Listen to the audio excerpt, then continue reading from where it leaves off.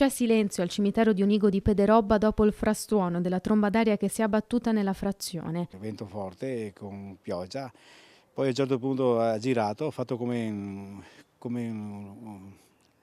un tornado, diciamo. È girato e come che ha girato ha cominciato a portare via tetti e telo del coso.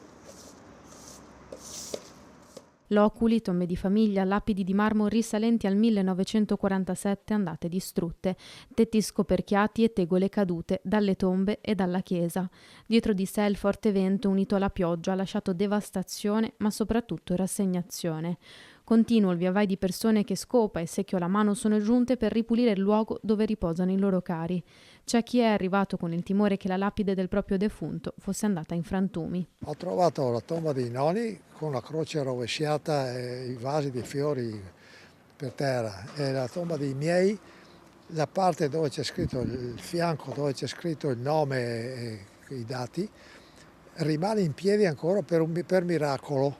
Allora ho preso un nastro di quelli là, la segnaletica là, e l'ho fissata, perché con un altro colpo di vento che rovinava anche gli altri. Qua alla tomba del mio figlio trovavo un disastro, ho perso l'angelo, che era la più bella cosa che avevo sopra, e così.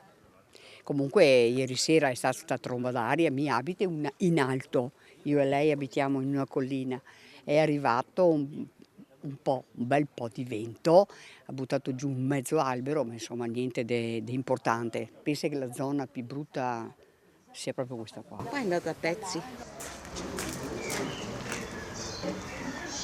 Sono venuto qua, c'erano i pompieri, tutto quanto, tutti i fiori, tutto un disastro proprio. Per fortuna dove sono i miei genitori è tutto a posto. Ingenti i danni su tutto il territorio ancora difficili da calcolare. Quello che è certo è che ci si attesta sulle centinaia di migliaia di euro. Una conta dei danni oggi è prematura, stiamo lavorando assiduamente proprio per cercare di calcolare nella maniera più precisa possibile e comunicare alla Regione un conto dei danni che poi ci possa consentire di avere un quadro della situazione molto chiaro. Sicuramente il cimitero è stato danneggiato in maniera importante, le guaine appunto delle parti pubbliche sono state completamente divelte. Una furia che non ha risparmiato nulla al suo passaggio. Grazie all'ausilio dei pompieri, dei volontari della protezione civile e di tanti cittadini che si sono subito messi a disposizione, il grosso del piantume, delle piante che sono state divelte è stato messo in sicurezza e rimosso.